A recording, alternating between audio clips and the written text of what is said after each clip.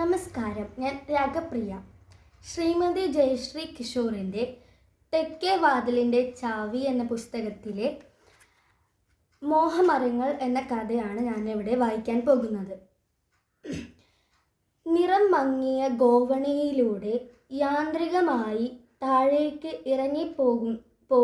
പോവുകയാണ് വീണ്ടും താൻ. ദിവസവും നിരവധി പേർ കയറിയും ഇറങ്ങിയും പോകുന്ന കോടതിയുടെ കാലങ്ങൾ പഴക്കമുള്ള തടി കൊണ്ട് പണിത ചവിട്ടുപടി.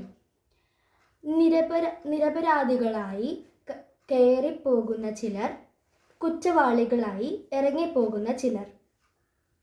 കറുത്ത കോട്ടണിഞ്ഞ് നീതിപീഠം, സത്യം കണ്ടില്ലെന്ന് നടിക്കുന്ന നീതി സ്രോതസ് എന്നീ കണ്ണുകൾ മൂടിക്കെട്ടി നിൽക്കുന്ന വനിത.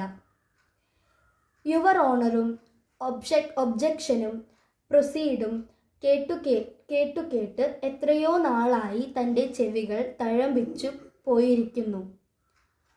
കോടതി വരാന്തയുടെ തൂണും ചാരി പതിവ് പോലെ വക്കീൽ ഗുമസ്തൻ കൈമടക്കിന് കാത്തു നിൽക്കുന്നു.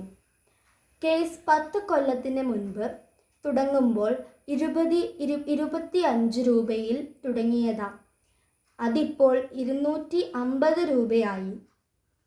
അടുത്തേക്ക് നടന്നെത്തിയപ്പോൾ ഗുമസ്തൻ്റെ സ്ഥിരം പല്ലവി: കേസ് മാറ്റിയത് നന്നായി. ഈ കോടതി മാറും. ഇയാൾ ഇത്തിരി തണ്ടന, അറുത്തുമുറിച്ച് വിധി പറയും.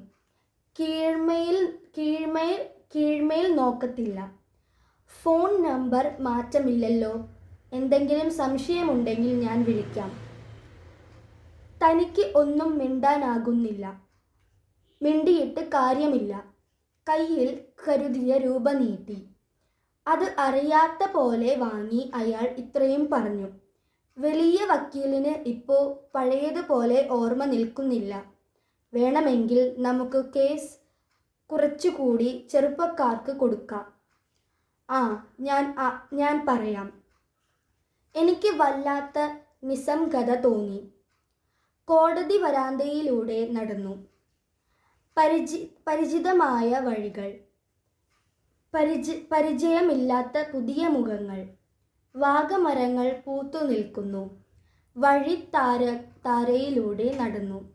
നന്ദി, നമസ്കാരം.